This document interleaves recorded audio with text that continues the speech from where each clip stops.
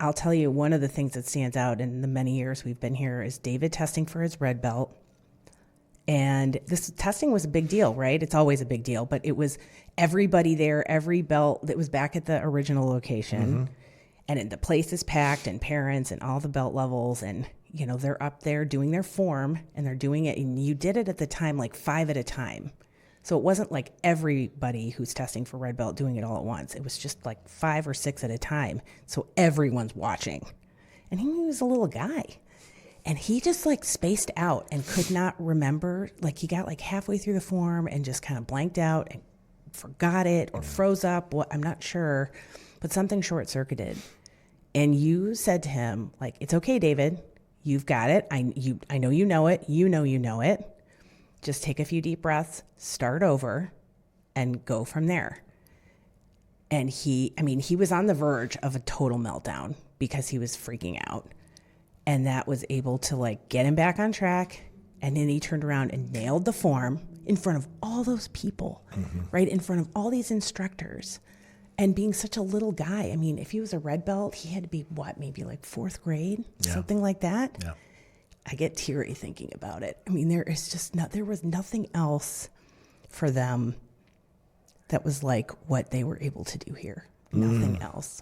Thank you so much for sharing that. I think I remember that. And again, with students like David, it's such a blessing for us because we get to be part of that journey and to help them really discover the person inside that's wanting to come out and to help that person come out.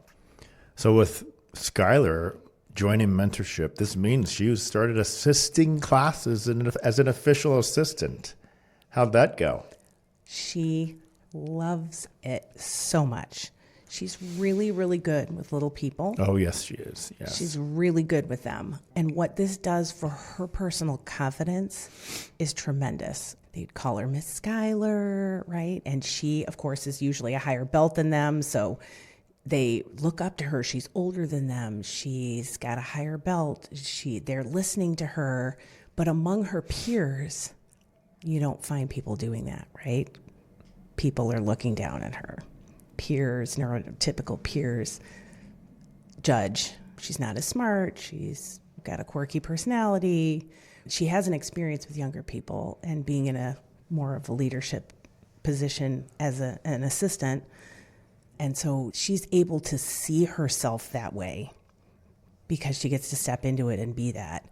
Whereas in a lot of other areas of life, that hasn't been available. Fast forward to today, she recently was invited to our last program, which is the leadership program, which essentially means that they are on the final stage of becoming an official instructor here, which also means you're on our payroll, which I think is amazing because now they get to learn how to have a job. Yeah, personally, it's refreshing that we reverse the pay situation. No, I'm just kidding. It's been worth every dime. Hey, I've always said you got to stick it out. It'll start paying you That's back. Right, eventually, right. In many ways. Yes. Well, when she got the invitation to interview for leadership, she just was, again, like you practically had to peel her off the ceiling. She was so excited.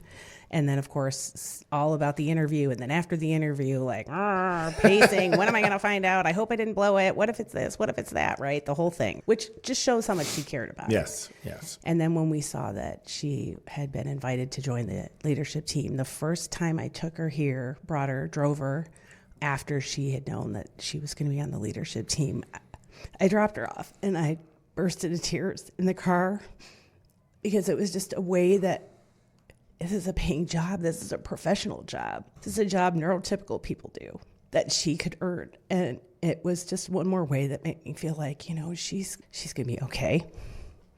Yes, she will. We're thrilled for her. She's thrilled to be here. You all see her here hours every week, right? She's here all the time. Hours every day, every week. She's she wants basically to go to living everything. here at this point. Right. We're going to send her with a sleeping bag, I think. I don't know.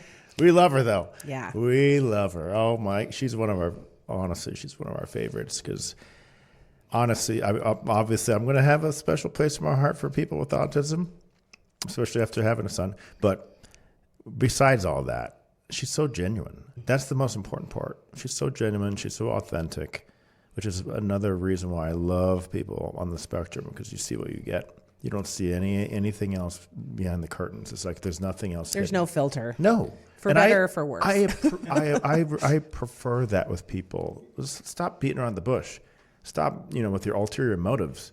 You just say what you want to say, and we'll be good. And she and her effort, oh my goodness, she's like on it. Every minute she's here. You can't say that about most neurotypical people. They're lazy at times. She's not. And we've got other instructors here, by the way, on a spectrum.